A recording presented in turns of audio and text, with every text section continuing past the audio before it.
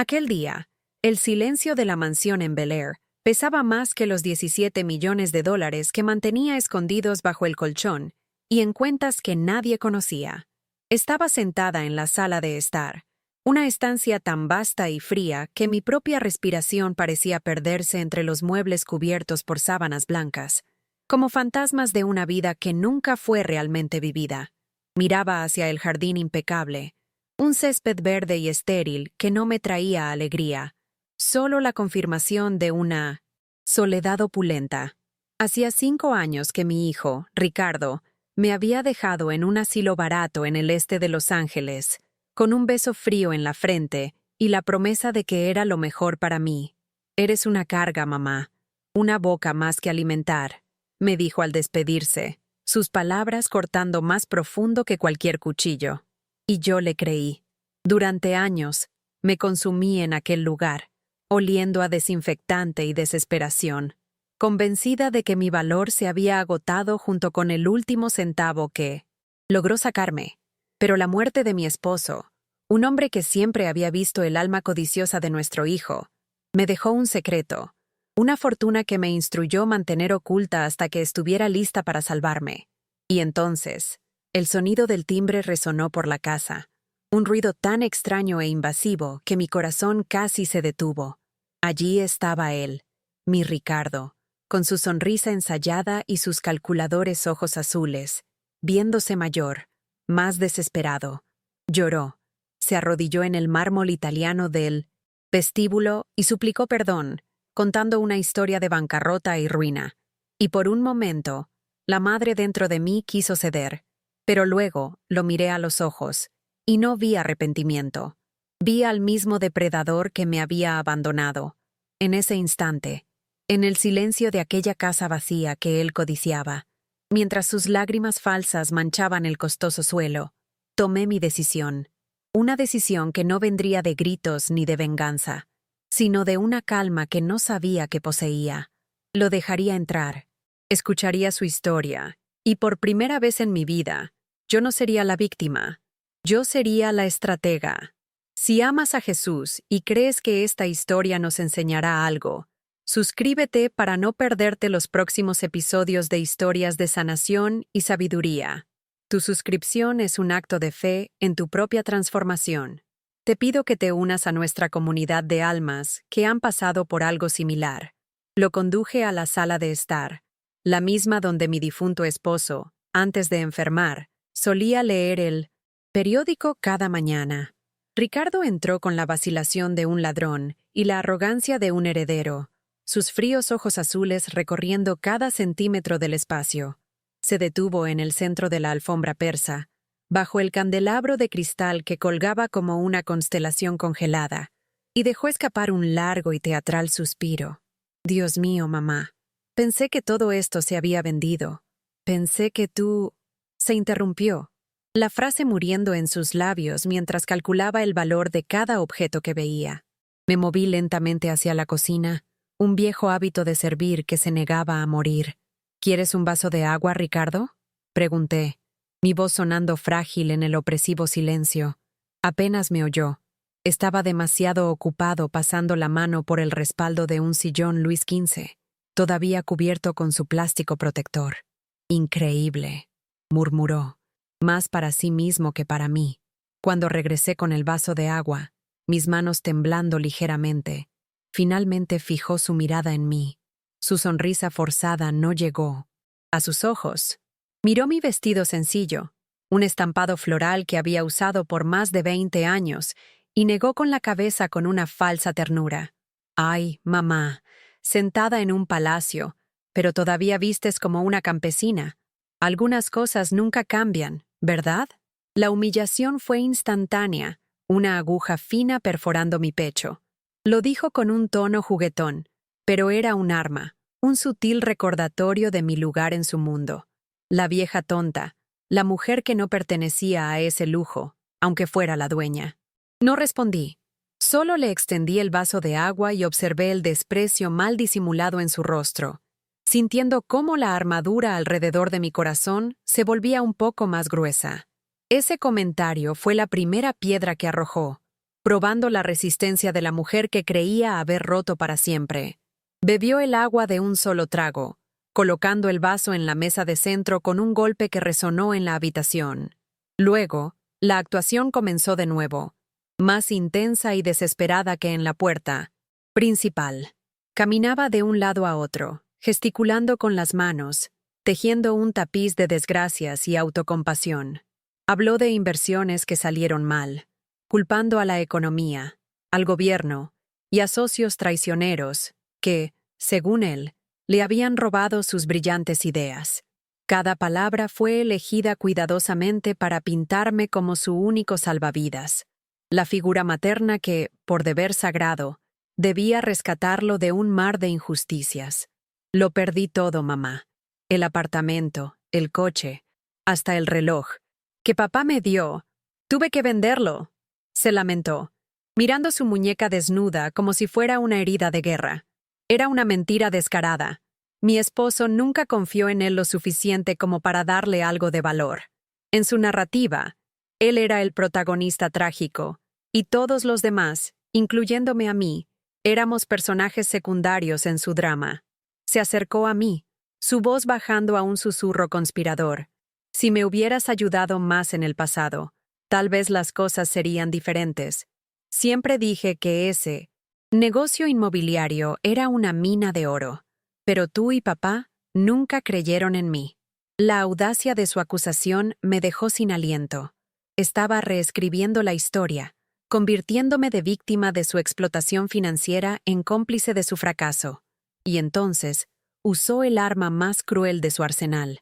Tus nietos te echan mucho de menos. Pero ¿cómo puedo traerlos a todo este lujo, sabiendo que su padre no tiene dónde caerse muerto? Sabía que la mención de mis nietos era mi punto más débil, la herida, que nunca cicatrizó. Los estaba usando como escudos humanos, chantajeándome con el amor que él mismo me había negado.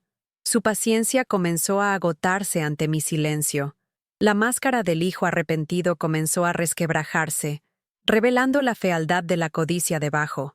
Dejó de caminar y se plantó frente a mí, su cuerpo alto y delgado bloqueando la poca luz que entraba por la ventana. Su sombra me cubrió y, por un instante, me sentí tan pequeña e indefensa como en los viejos tiempos. Basta de estos jueguitos de silencio, mamá, dijo, su voz subiendo una octava, cargada de frustración. Estoy aquí, abriendo mi corazón, arrastrándome, y tú solo te quedas ahí mirándome con esa cara de santa. Estoy en el fondo del pozo, ¿entiendes? En el fondo del pozo. Y tú estás aquí, sentada sobre millones, y no haces absolutamente nada. ¿Qué clase de madre es esa?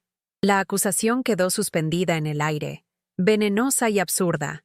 Se inclinó, invadiendo mi espacio personal. Su aliento olía a café y desesperación. Después de todo lo que hice por ti, te puse en el mejor asilo que mi dinero pudo pagar, gritó. Ese lugar, ese almacén de viejos olvidados, donde la dignidad iba a morir. Él llamaba a eso lo mejor.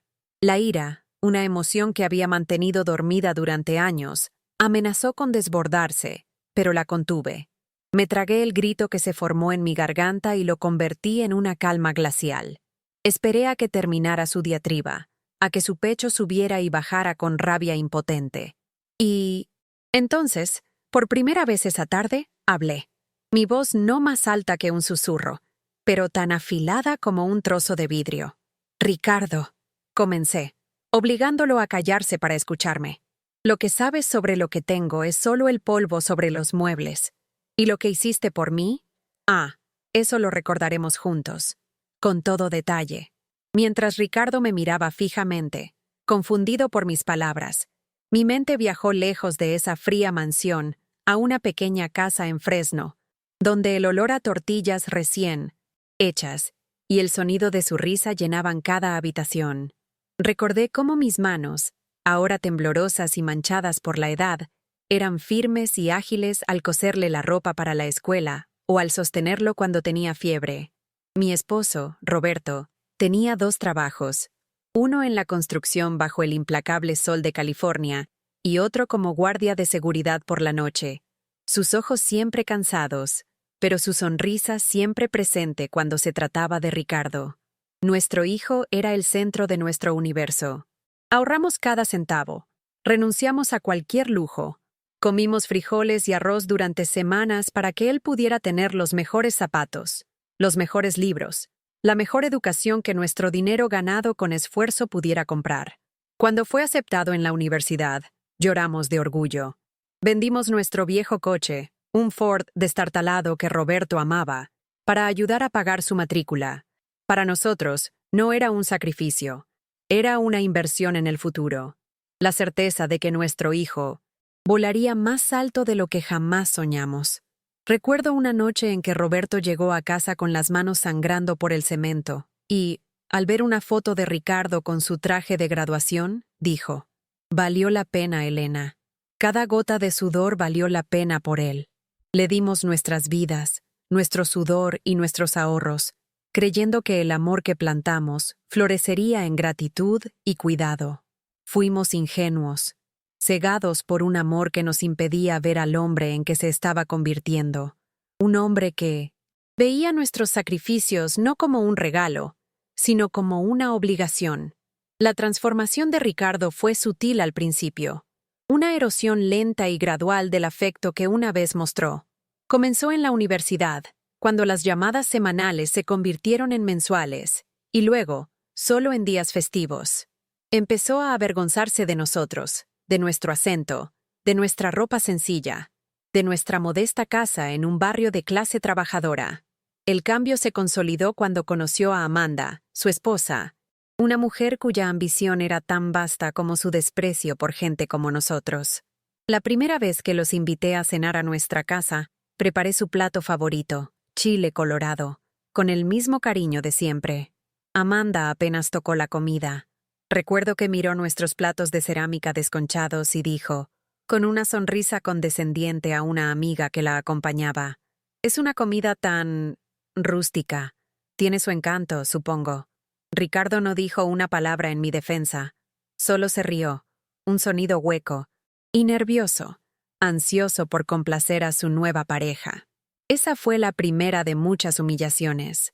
En una barbacoa que organizamos para celebrar su compromiso, invité a nuestros vecinos y amigos de toda la vida, gente que había visto crecer a Ricardo. Él y Amanda se quedaron en un rincón, hablando solo con sus amigos ricos de la ciudad, tratando a nuestros invitados como si fueran invisibles. En un momento, escuché a Amanda susurrarle: «¿Cuándo podremos salir de este circo de los horrores?». Él la tomó de la mano y la llevó adentro, dejándome sola para disculparme con los vecinos, con la cara ardiendo de vergüenza. Me estaba aislando, metiéndome en una caja de madre vieja y sin clase, un estorbo para la imagen sofisticada que quería proyectar al mundo. El hijo que crié estaba desapareciendo, siendo reemplazado por un extraño frío y calculador. Después del diagnóstico de Roberto, la explotación financiera comenzó descaradamente. Ricardo aparecía con hojas de cálculo, gráficos y promesas de inversiones infalibles que duplicarían nuestro dinero que necesitábamos para los tratamientos médicos cada vez más caros. Nos convenció de que era más inteligente, de que sabía cómo hacer que el dinero trabajara para nosotros. La verdad es que nos estaba hundiendo en deudas para financiar su lujoso estilo de vida. La humillación más dolorosa ocurrió en público, dentro de un banco. Ricardo necesitaba una gran suma para cubrir una de sus emergencias de negocios, y me llevó al banco para retirar de nuestra cuenta de ahorros. Estaba nerviosa. Mis manos sudaban mientras llenaba los formularios. La fila era larga, y el cajero que nos atendió era un señor mayor, tan meticuloso y lento como yo. Ricardo golpeaba el suelo con el pie, impaciente, suspirando ruidosamente con cada segundo que pasaba. Finalmente, explotó. «Por el amor de Dios, mamá», exclamó, lo suficientemente alto como para que todos en el banco se giraran a mirarnos. «¡Qué lentitud! Te mueves como un caracol. Solo firma el maldito papel. Es solo dinero, dinero que ni siquiera sabes usar. Es un peso muerto parado en el banco, mientras yo podría estar haciendo milagros con él». Las palabras peso muerto me golpearon como un puñetazo en el estómago. El gerente del banco se acercó y la gente en la fila nos miraba con una mezcla de lástima y desaprobación. Deseé que el suelo se abriera y me tragara. En ese momento, ya no era una madre, ya no era Elena, era un obstáculo, una herramienta lenta e incompetente para su éxito. Me redujo a una carga, a una caja fuerte difícil de abrir, y lo hizo delante de extraños para que nunca olvidara mi lugar. Cuando Roberto finalmente descansó, me encontré completamente a merced de Ricardo. Él y Amanda me convencieron de vender la casa donde había construido mi vida, la casa llena de recuerdos, con la promesa de que viviría con ellos en su hermosa casa nueva, para ayudar a cuidar de los nietos que apenas conocía. Fue una mentira cruel. Durante 6 meses viví en el cuarto de servicio, tratada no como una madre, sino como una sirvienta. Cocinaba, limpiaba, cuidaba a los niños, y a cambio, recibía miradas de desdén y órdenes. Amanda me criticaba constantemente, desde el condimento de mi comida hasta la forma en que doblaba la ropa. Un día, una tía lejana vino a visitarme y presenció cómo Amanda me gritaba porque había olvidado comprar su yogur griego orgánico. Más tarde, mi tía me llamó llorando y dijo: «Elena, ¿cómo puede un hijo permitir que su esposa trate así a su propia madre? ¿Qué le pasó?». Su pregunta solo profundizó mi vergüenza.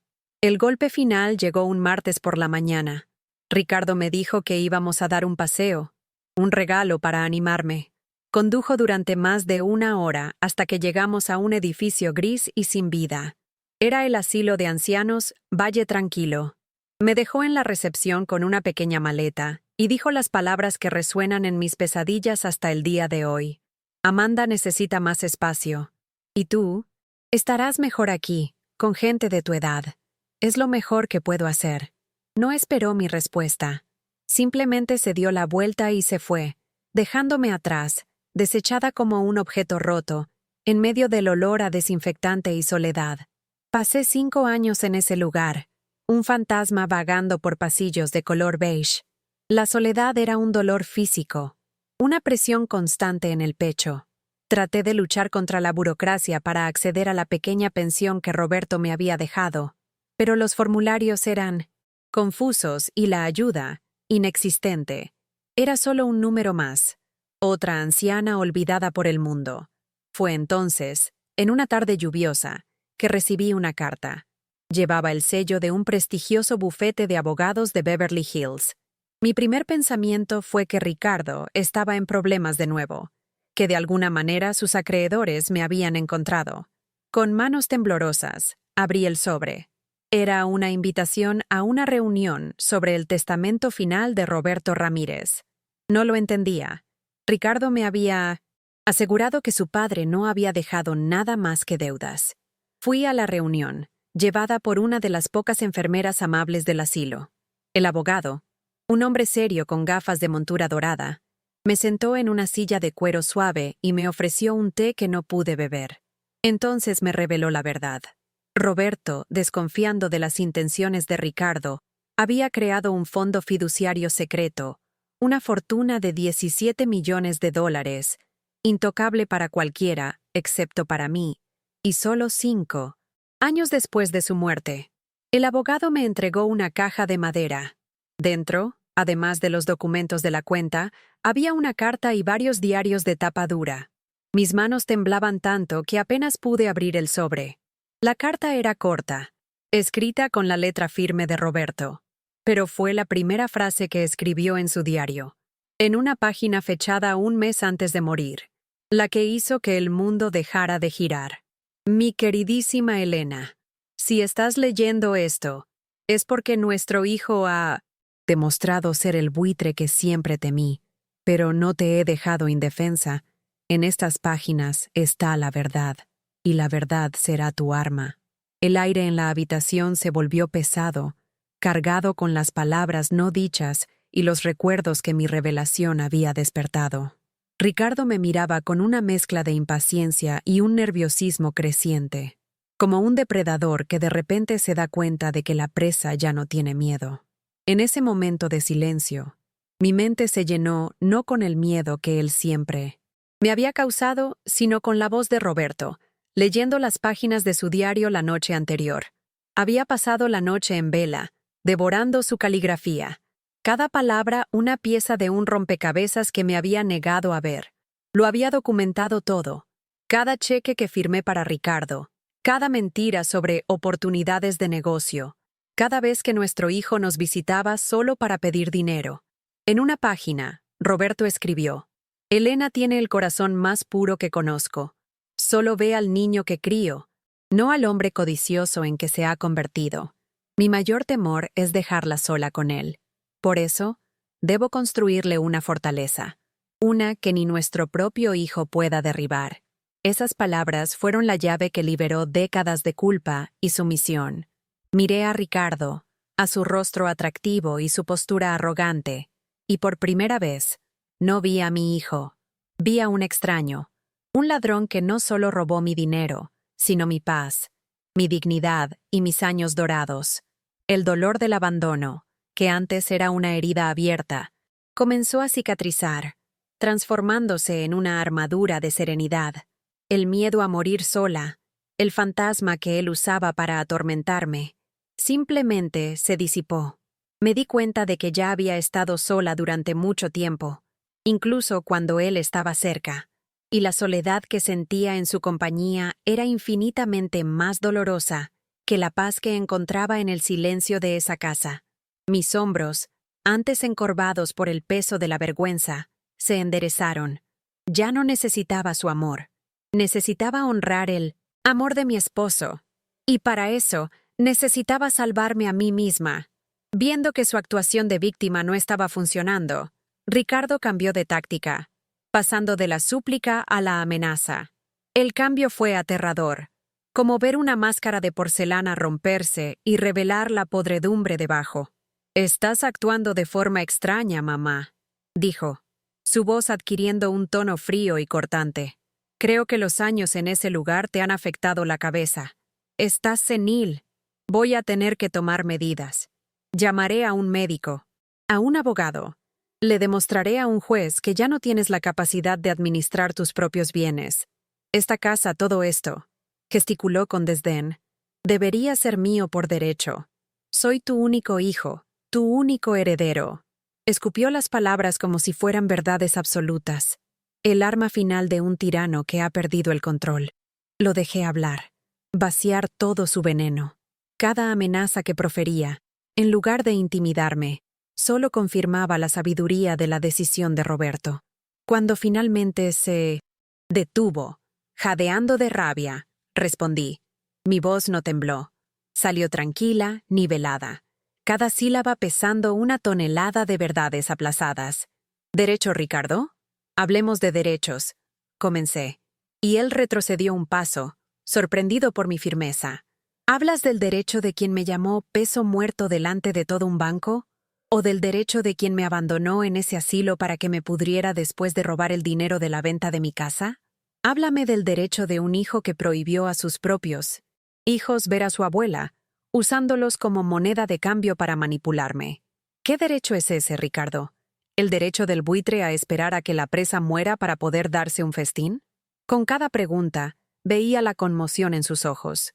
No estaba preparado para esto. Esperaba a la madre llorosa y sumisa de siempre. No contaba con que, en los diarios de mi esposo, yo había encontrado no solo la verdad, sino también mi propia voz. Su arrogancia, sin embargo, era una fortaleza difícil de derribar. Tomado por sorpresa, recurrió a su último recurso, la humillación pública. Sacó su teléfono, marcó un número y lo puso en altavoz. «¿Doctor Matthews? Soy Ricardo Ramírez». «Sí, el hijo de Elena. Estoy aquí con ella ahora, y la situación es peor de lo que pensaba. Está completamente desorientada, diciendo cosas sin sentido, delirios sobre dinero y abusos. Necesito iniciar el proceso para declararla incompetente lo antes posible. Es un peligro para sí misma». Mientras describía su versión mentirosa de Los hechos al abogado, pintándome como una anciana loca y frágil. Me levanté. Caminé sin prisa hasta el gran cuadro al óleo que ocultaba la caja fuerte de Roberto. Con una calma que no sabía que poseía, la abrí y saqué la caja de madera. Volví a la sala de estar justo cuando Ricardo decía: «Necesita ser protegida de sí misma». Coloqué la caja sobre la mesa de centro con un golpe suave pero definitivo. La abrí, revelando los documentos de la herencia y los diarios de tapa gruesa. Me incliné hacia el teléfono y hablé, mi voz resonando clara y poderosa. «Doctor Matthews, habla Elena Ramírez. Mi hijo olvidó mencionar algunos detalles en su evaluación de mi estado mental». Pasé una página del diario de Roberto, revelando una lista de fechas y cantidades. Se olvidó de mencionar los 17 millones de dólares que mi esposo me dejó en un fondo secreto, y este diario, donde cada abuso financiero, cada centavo que me extorsionó, está meticulosamente documentado. Miré a Ricardo a los ojos. El color desapareció de su rostro. La sonrisa engreída, la mirada calculadora, todo se derrumbó, reemplazado por un pánico puro y absoluto. «Mi esposo sabía exactamente quién eras, Ricardo», dije, mi voz quebrándose no por tristeza, sino por una liberación abrumadora. «Y me dejó este dinero a mí, para que finalmente pudiera vivir libre de ti». Colgué el teléfono al abogado, y a la mañana siguiente, lo que hice dejaría a todos con la boca abierta. «Nos gustaría sentir tu presencia en este preciso momento. Por favor, escribe en los comentarios desde qué ciudad nos estás viendo y qué hora es ahí ahora». Al hacerlo, creamos una red de energía y apoyo para esta historia, un recordatorio de que no estamos solos en nuestras batallas. Cada comentario es un punto de luz en nuestro proceso de sanación. La mañana después del enfrentamiento, el silencio de la mansión ya no era opresivo, sino un campo abierto de posibilidades. Mi primera llamada no fue para lamentarme con un pariente o buscar consuelo en un amigo. Fue a la agente inmobiliaria más reputada de Beverly Hills. Cuando la señora Albright llegó, con su traje impecable y su mirada evaluadora, esperaba encontrar a una viuda sentimental, apegada a cada ladrillo. En cambio, encontró a una mujer con una única petición: «Véndelo todo, rápido, y por lo que vale, ni un centavo menos».